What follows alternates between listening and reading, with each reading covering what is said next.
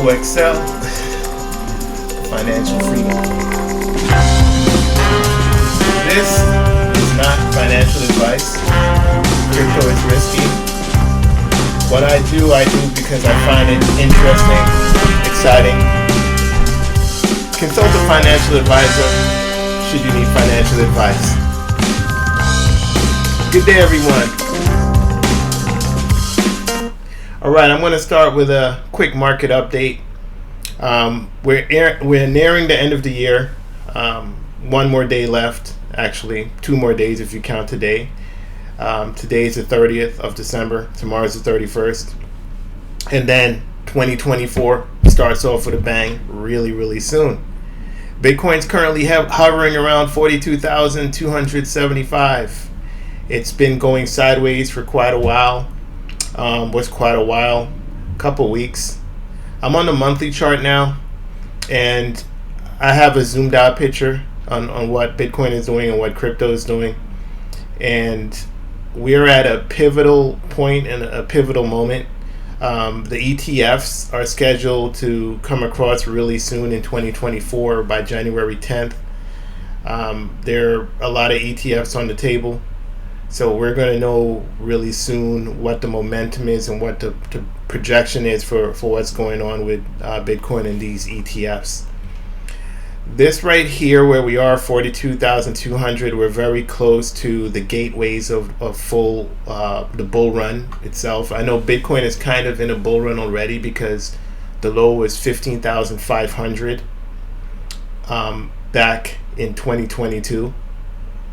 And since then, we've gone up about 150%, right? So we've done about a 3x from there. So that means that we are in a Bitcoin bull run. But the exponential phase of the market, meaning this phase, if you look at the last cycle, this phase started around October of 2020, where we had some parabolic moves to the upside. That's what I'm talking about us entering something like that. That's what I mean by the gateway to the real bull run, right? So that was about 400 to 500%. It's almost 500% in a very short amount of time. Since I'm on the monthly charts, it's around 7 months, and yeah, that's over 500%. So that's what we have to look forward to in 2024.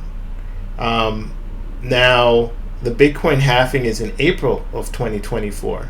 So this might start happening after April if the charts, if the technicals replicate themselves. This would happen around June-ish, July, right? If the technicals replicate themselves.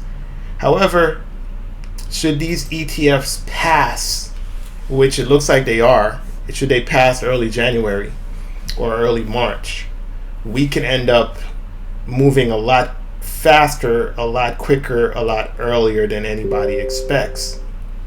And I think that's what's going to happen. But what I'm concerned about, or what I'm not sure of, is what does this mean for the latter half of the cycle, the latter half of the bull market for 2025.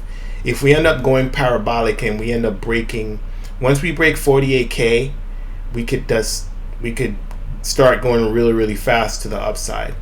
So if we were to move a lot quicker than is expected before the halving, does that mean the pullback will be severe, or does the hype from the ETF continue to stabilize us and propel us forward to all-time highs, to 70K, to past 70K, and do we just range up there for a while, early, but before mid-2024?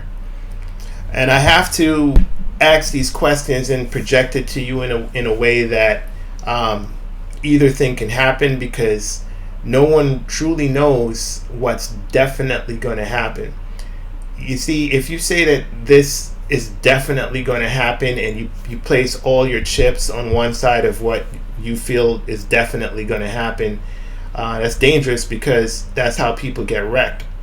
If you were here last cycle, everyone right here, all the influencers and YouTubers swore that we were going to 100K.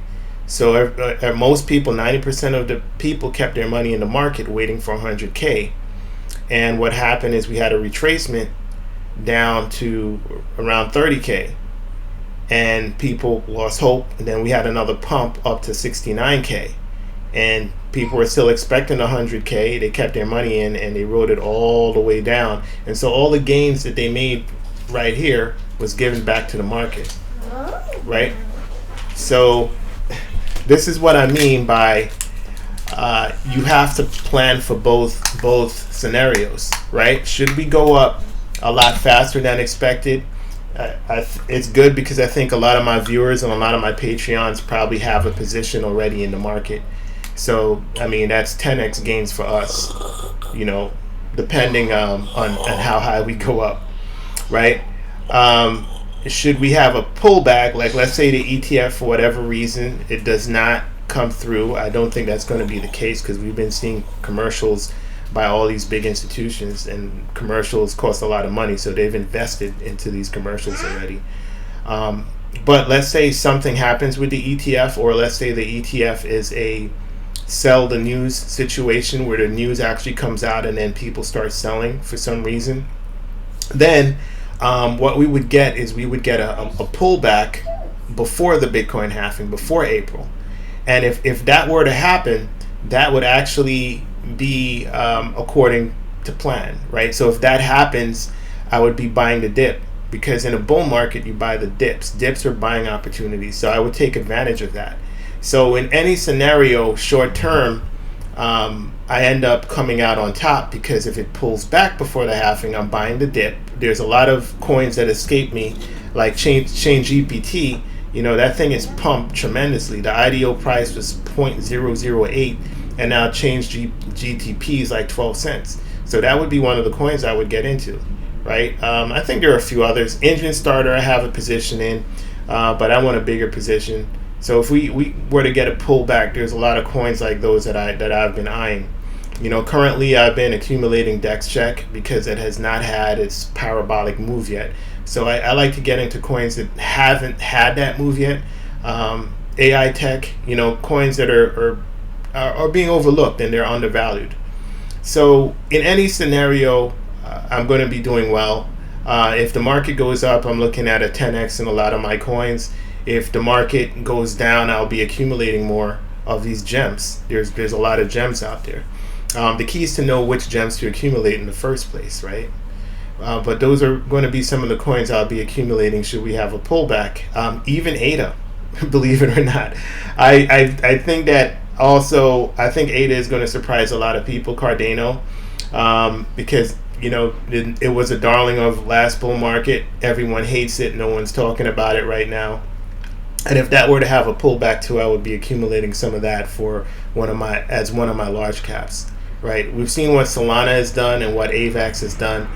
These things have 10x'd in a bear market. Well, I would say that we're no longer in a bear market. I guess we're so used to considering this being a bear market because the bear market lasted for 2 years. Bitcoin's in a bull market, and the altcoins have just come out of their bear market. So we're officially in a bull market in altcoins because it's the total 3 is just broken out of their accumulation phase. So any pullbacks, I'll be buying. I'll be buying all the dips, right? So if you look at what's going on in the media and the news now, the narrative has started to shift, and crypto is starting to look more and more bullish.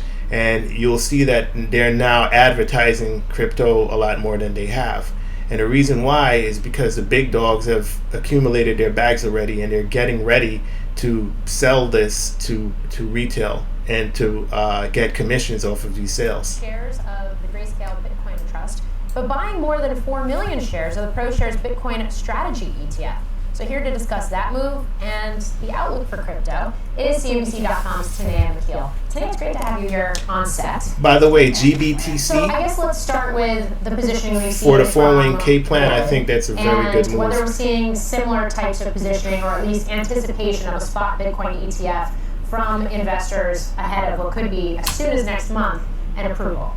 Yeah, it's getting really interesting heading into January 10th, which is the deadline, at least for ARC's application with 21 shares. So the SEC by then needs to either reject or approve it. I spoke with Kathy Wood just a couple days ago for Crypto World about this because that actually was the remainder of the GBTC shares in that fund, and she has been offloading for several weeks. So she told me, By the way, GBTC is the Grayscale Bitcoin Trust.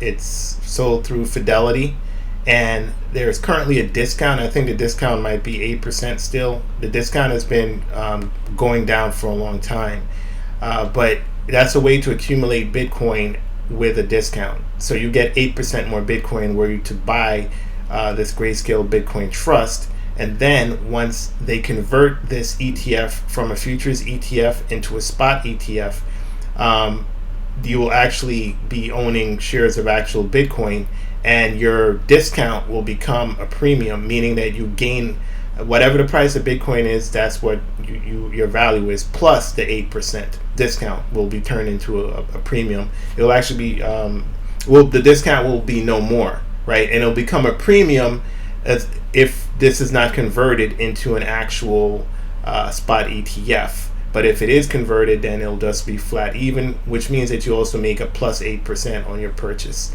Not financial advice, but this is something that I've looked into, and it does seem like a pretty simple and straightforward strategy for me to get into. So I'll continue with the video, but GBTC is a good way to pad your 401k with a crypto-related project, and the safest one being Bitcoin. She was pretty plain about this. She said this is plain portfolio management. The price of Bitcoin has been rising, and we do always take profits. However, as you sort of alluded to, it is interesting, should she get the approval, and it is very likely that if one issuer gets approval, several will also get approval. So that would make GBTC a competitor, and I, would expect that should these issuers get approval, that ARK's Bitcoin ETF would become the main Bitcoin vehicle for her other funds as well. Okay, so one to watch there. Bitcoin's just had an incredible year. 150% plus gains this year, despite some of the controversies that have happened, some of the company implosions, or at least leadership changes that have happened. There's an expectation that that could continue next year as well. How much of that is tied to ETF approvals? How much of that is other factors that are at play? Assuming it happens. Yeah, there is entirely the possibility that there could be an ETF rejection, although it is, I think broad consensus is that is not likely. The Bitcoin ETF is a big thing. Things have really intensified. You set Bitcoin up 150 this year. It's up 57% just over the last 6 months, which is sort of the start when Blackrock came out and said, we want to do this Bitcoin ETF, and things have just been building and building from there, up 11% just for the month. It is the whole second half of the year really has been about the ETF story. It is expected to be the biggest catalyst next year, and that's just the start of it, because just a couple of months later, we're going to have the Bitcoin halving, which historically drives big gains, and then we're also watching the rate environment, expecting to maybe see some cuts next year. We know that rate hikes have been hurtful to Bitcoin over the last couple of years. So guys, two very important things were mentioned there. The rate cuts was one. Money printing also is another issue we want to focus on, but the most important thing is these rate cuts, and also the halving was mentioned, right? The Bitcoin halving, as I mentioned before, after the halving, about 2 months later, Bitcoin usually goes parabolic, right? So we have that going for us, right? And then we have the rate cuts, right? So the federal government is going to be, they've paused interest rate hikes, and they're going to be doing rate cuts. Once they do rate cuts, money flows into the economy. So people are going to have more expendable cash. And this shows up to the average consumer with things like the child tax credit increasing, such as households getting money back from their taxes. Like the tax laws get eased, and you get taxed at a lower percentage rate. You also get tax credits, right? So the people in general, with the stimulus packages that have not been announced yet, are going to be getting more cash. Everyone, all citizens, U.S. citizens, will be getting more cash. And again, this is not officially announced by the SEC or the federal government or the IRS. But I bring this up because history repeats itself, and it continues to be done over and over again. So this is what is going to be happening in 2024, right? After the Cove situation back in 2020, the government was printing money because a lot of businesses were closed and people stayed home from work. So if you stay home from work, we still need the economy to keep going, so people were given money. This caused an excess of cash in the economy, which caused risk on assets such as Bitcoin to pump tremendously. Right. By the way, I apologize for the background noise. And because of this surplus, we had a high inflation rate. Right. So that's why the cost of housing, education, and goods and services started to go through the roof. Right. So to counter that, now they took money out of the economy. And what we're watching is a reversal of everything that they've been doing with the tightening. So they're going to be putting money back into the economy. All right. So the bottom line is that there's going to be more money going out in the market. People are going to have more funds, which is going to lead to a surplus in money supply, which is going to lead to risk on assets increasing in value tremendously, right? So that is a great stimulus, right? So the rate cut and money printing is coming. The Bitcoin halving is coming. And then you have big and powerful companies like Blackrock, ARK Invest, and other major players, the big banks coming into the crypto industry, and they're going to be promoting these products and making these products available in 401k plans and investment vehicles. So it's going to make the average American who is not a crypto degen like maybe I am or some of you that are watching this video, it's going to make them give them an onboard ramp to accessing Bitcoin and Ethereum and these big cryptos. And once the price of Bitcoin starts going parabolic because of this, because you don't need that much funds from them.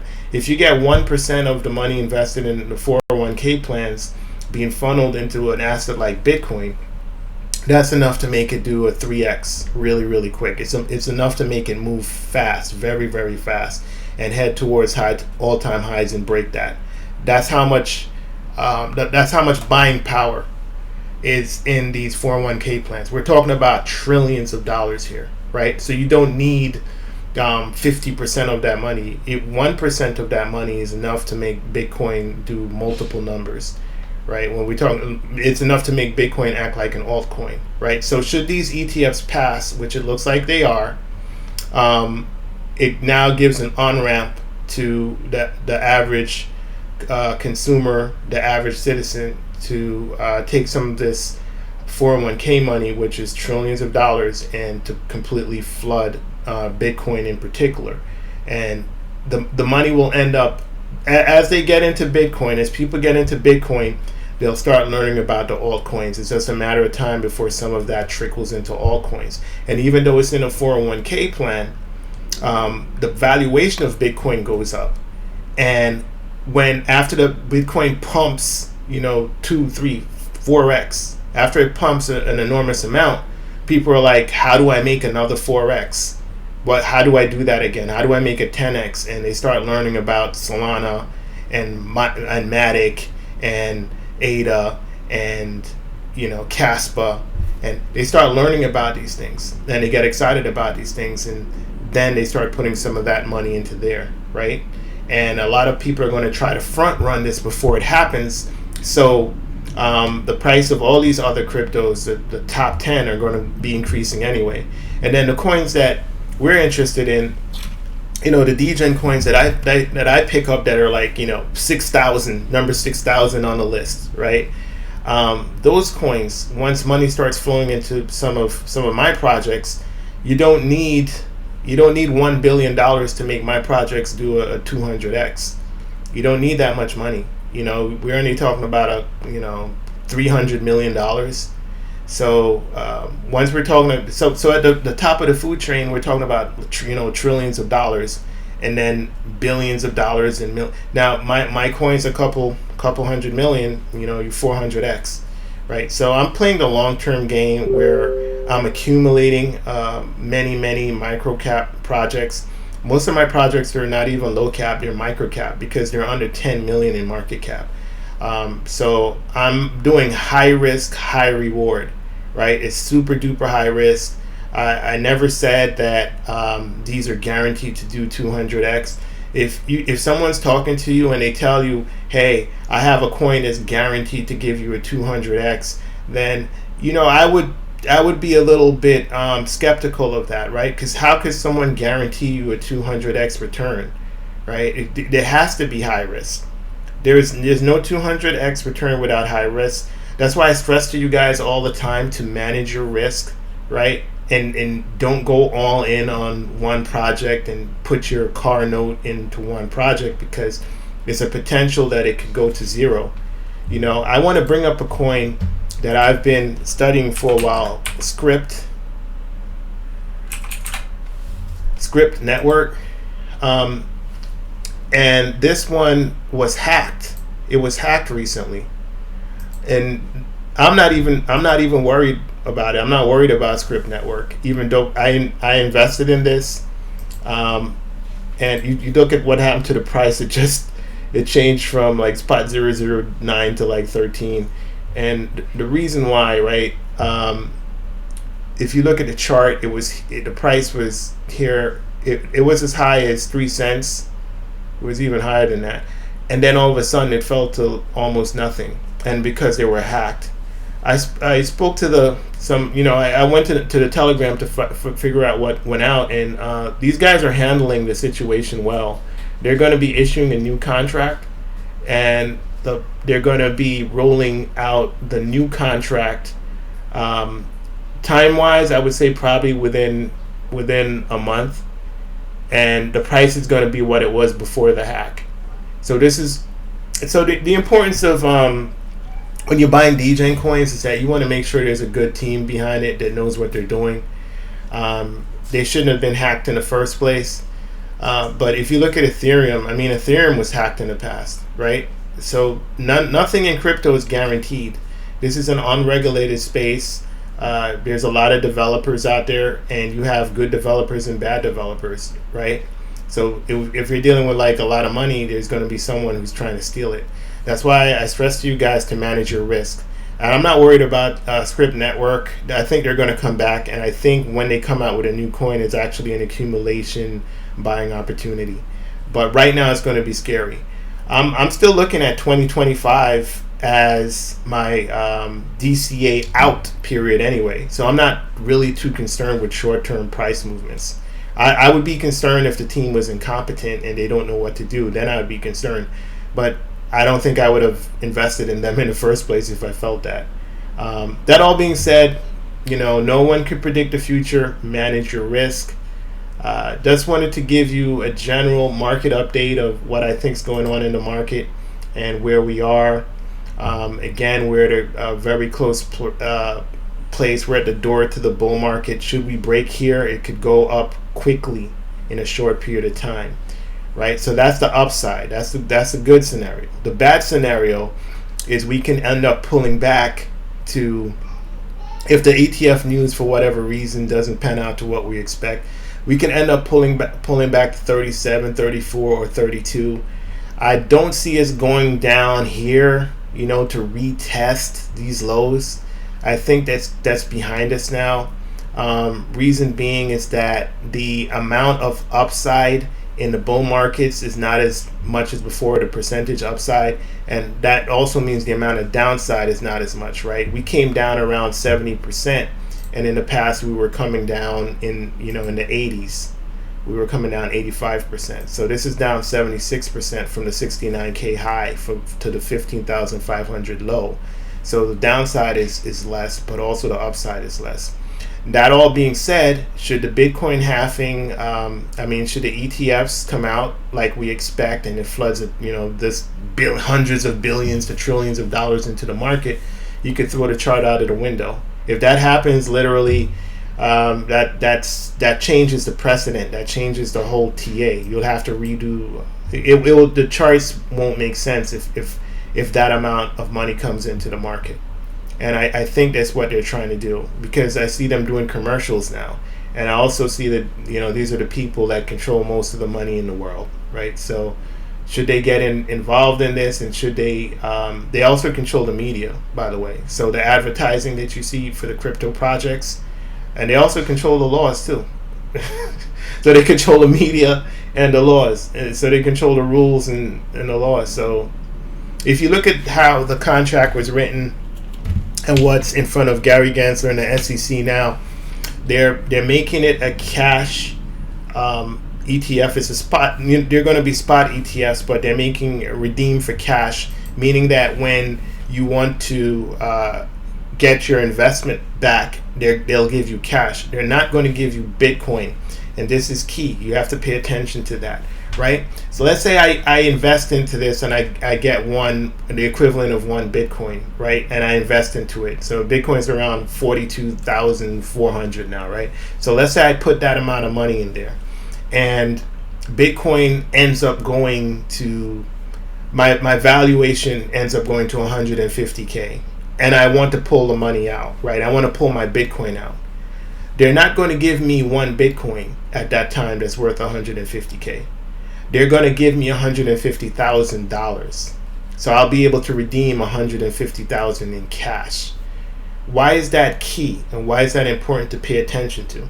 The reason why that's important to pay attention to is if Bitcoin turns out to fulfill its prophecy, which is to be the way to escape your money declining in value, a way for you to keep your wealth. If that truly happens, that would mean that the price of one Bitcoin could reach astronomical levels if that were to happen. Meaning that one Bitcoin could be enough to buy a home, right? If that truly happens, it could be a case where you don't need to sell your Bitcoin ever. It could be like real estate in Manhattan. So real estate in Manhattan, the owners of that real estate, they really don't have to use cash. They could just take out a loan on that real estate, right? Because the real estate keeps going up in value. So if that happens to Bitcoin, if it becomes almost priceless, that would mean that if you have one Bitcoin, you could take out a loan on your Bitcoin. Maybe you take out a 10% loan or something like that. And in the future, you pay it back with another loan, right? Because the value of your Bitcoin doubled, right? So you take out another loan to pay out that loan, meaning that the value of the underlying asset will just continue appreciating into the future indefinitely. And this is important, if Bitcoin is seen as a commodity that's highly desired by everybody. So that's why it's key that should these shares be redeemable in cash and not actual Bitcoin, that means that the actual underlying asset, that means that the Bitcoin is more valuable than cash. And these individuals that are making up these rules, I consider them, they probably have people on the team that are smarter than me. Probably, right? I don't know for sure. But it's probably the case, right? Because they outnumber me. I'm one person, right? And their team is many, many, many people. So if they wrote the rules that says, no, we don't want to give them Bitcoin, there's a reason for that. They're not just going to write something and, just these people think 10 years before you, 20 years, they think generations before you. Everything that we see happening right now was already planned. What's on your television, how you're being programmed, and it was already planned. All these rules and these structures already planned. So that means that from their perspective, they want to make sure they own the Bitcoin, and they want to make sure you can get cash. That's my understanding. You might see differently, you might believe differently, and that's fine. We don't have to agree on anything. But why do you think they wrote the rules like that? Why isn't it redeemable in Bitcoin? They must think that the Bitcoin is going to be more valuable, right? As a normal citizen, an average citizen, we have income and expenses, right? And we have to work or do what we do to get money to have a certain amount of income so that we could pay our expenses. right? So we're always close to equilibrium, that the amount of income we have matches our lifestyle, right? What Bitcoin does, and you can't see it if you're zoomed in, if you're just looking at the monthly, like 1 month to the next month, you can't really see it. But over a period of decades, right? Look at what it's done over 12 years. It's up like 1,000,000% in 12 years, right? So over that time period, it not only does it preserve your wealth, it increases your wealth over time, right? Because if we live in a world of fiat currency where the money that, let's say you work for 40 years, you work for 45 years, right? So your entire lifetime, your best, most energetic, most agile, most creative and productive time of your life, you've been working and you've been producing, you've been helping the GDP. Well, they print that up in 5 minutes. So your entire life force, your essence, what you've been doing, they print it up in 5 minutes.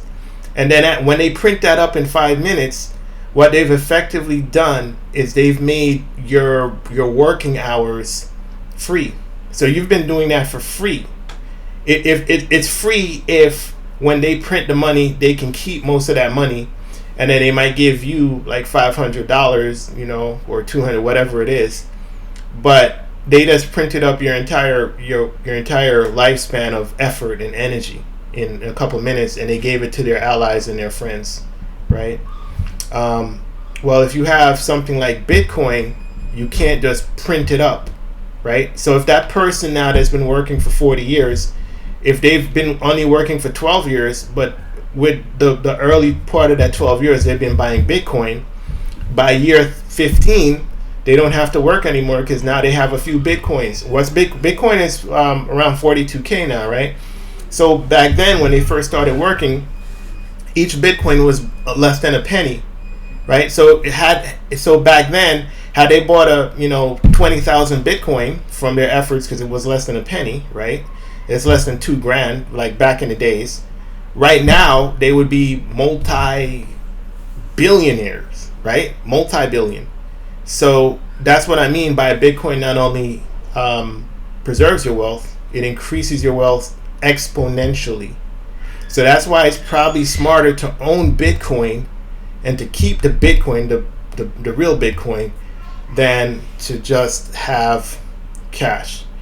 But again, we don't have an endless money supply. So, short term, it seems like it's smart. Oh, I need the cash to pay for my roof repair. I need to pay for my car. My car broke down, or I need to pay for my loan for college, right? So these are the kind of things that when we're in the rat race, the matrix, and the hustle, this is how we live, right? We think short term.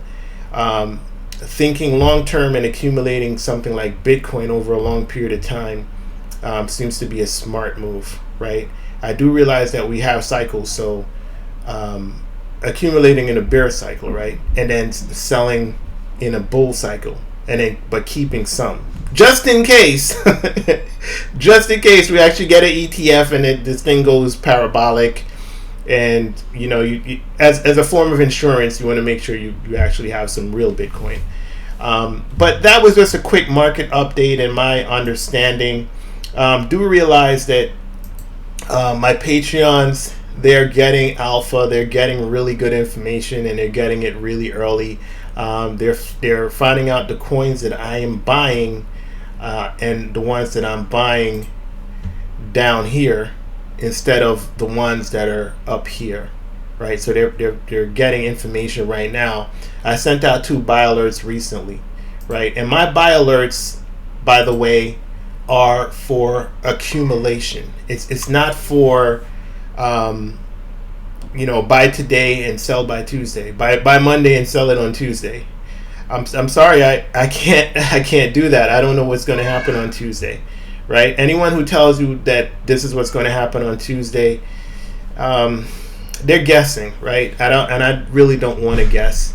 I want to make strategic moves, right? So what's this about, Gensler?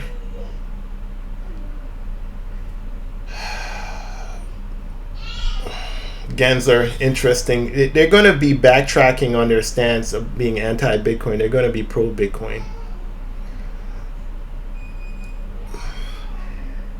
Yeah, they're going to be pro-Bitcoin. And yeah, J.P. Morgan, you remember they're publicly bashing Bitcoin. They're saying it's used for tax evasion and terrorists and wire fraud and these kind of things. So publicly he comes out and he says this in front of Congress, and then privately he's been buying Bitcoin. So it just goes to show you, these guys are playing chess. They've always been playing chess, and they're decades ahead.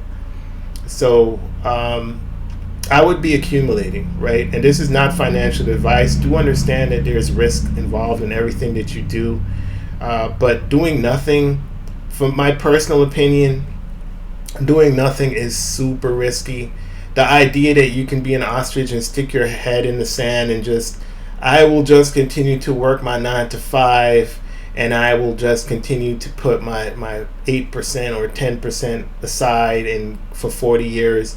The idea of that, I don't think it works. I don't think it works because I'll tell you why it doesn't work, right? With two caveats. First, let me say that doing that is way smarter than doing nothing. So shout out to everyone that's doing that, because that's way smarter than not having anything. Because not having anything means becoming homeless, right? That's what that means, right? But the 401k plan, its intended use versus its actual use, there are different things. I'm going to explain why, right? So the intended use is to make sure that you're able to live the same lifestyle you've been living post-retirement as pre-retirement, meaning that your lifestyle doesn't change. But in actuality, what happens with that 401k plan is that money ends up being used and it ends up being tapped into because of life emergencies. You see, during the last 40 years, all expenses have increased exponentially. All daily expenses and monthly expenses for the American citizen or for citizens in general.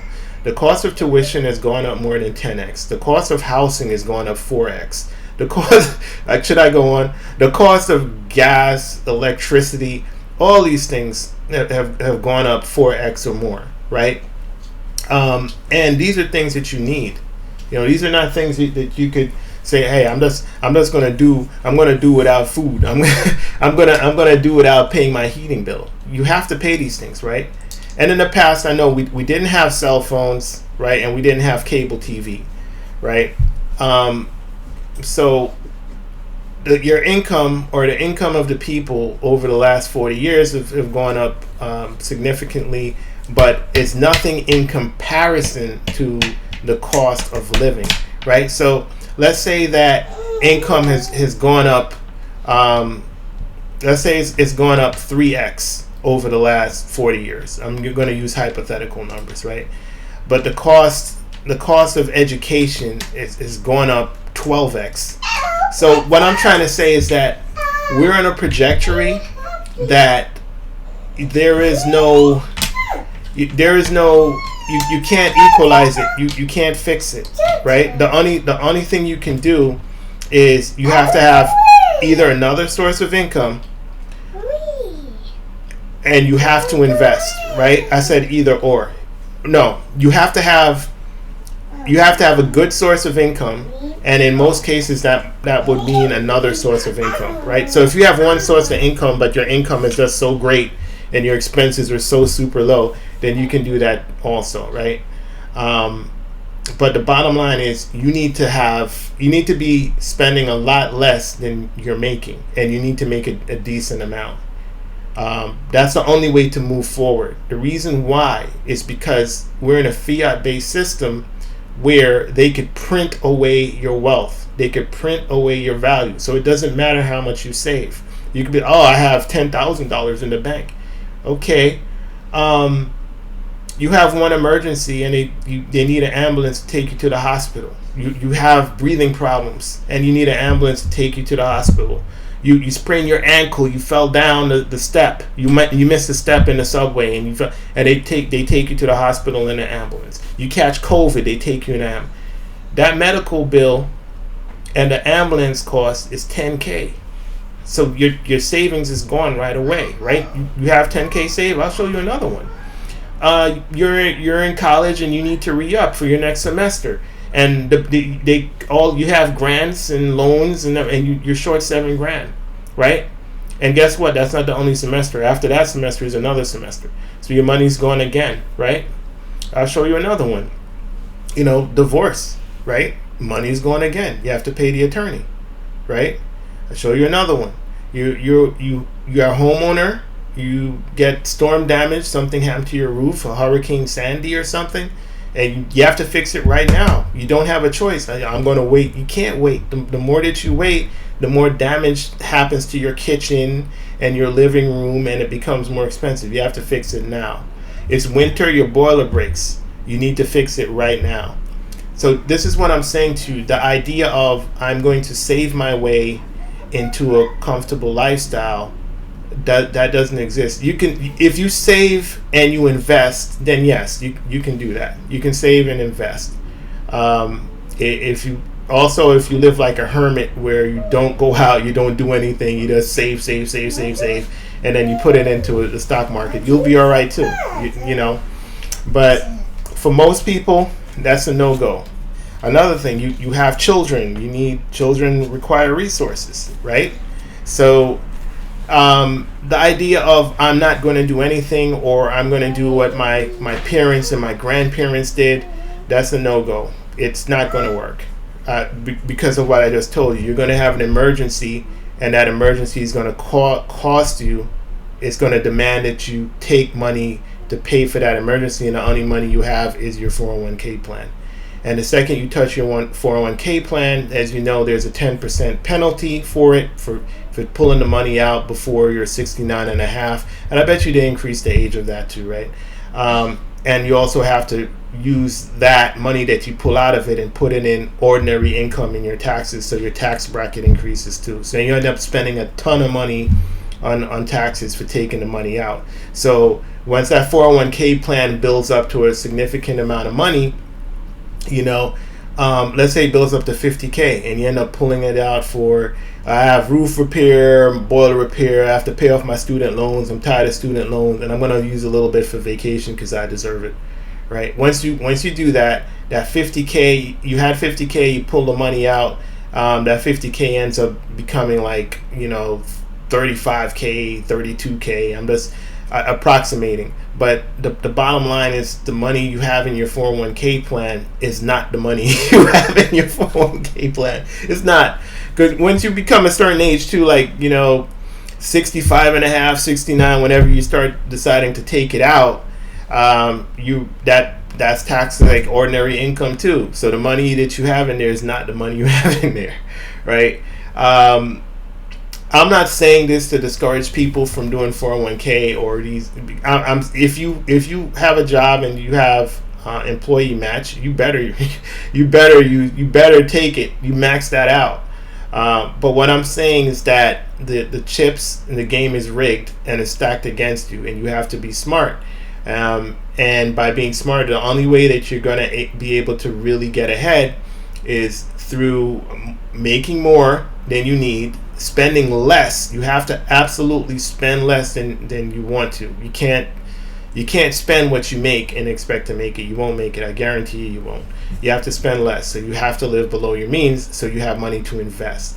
Now, your investment vehicle could be many things. A lot of things are, real estate, yes, stocks. I rate real estate higher than stocks, by the way. I do, because of the safety and because of the steady income if it's rental property.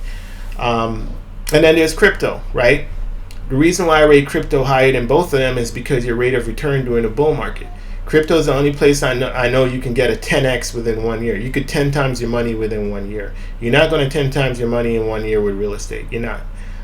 Stocks, you're probably not. And if you try, you're also going to go to zero really quick because you're probably investing in risky stocks.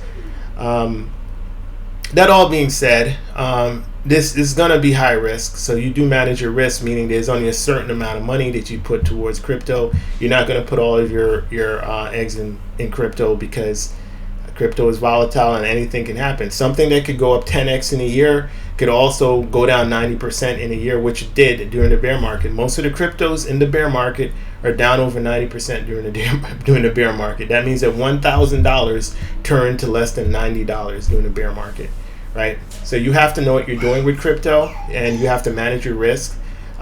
You would know when to put the money in, like when we're coming out of a bear market, and know which projects to buy so you lower your risk, right? So these projects are still going to be risky, but you want to get the more stronger projects with better teams, better track records, basically the ones that are not scams, right? So that all being said, there is still risk involved, and I can't leave that out. I want to say that over and over again so people get it and so people understand.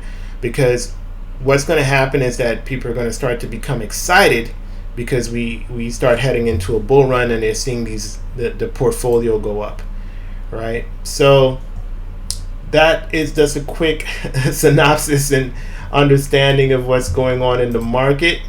This is Crypto Excel. Remember to check out my Patreon, and you'll be getting a lot of good information on which projects that I consider less risky. These are all high risk, right? But the less risky ones in a high risk category, right? So we're in the highest risk category, but the ones with good teams and good fundamentals that I feel are undervalued, and knowing at what point that I plan on buying them. Like what point do I see these as a bargain and a good deal?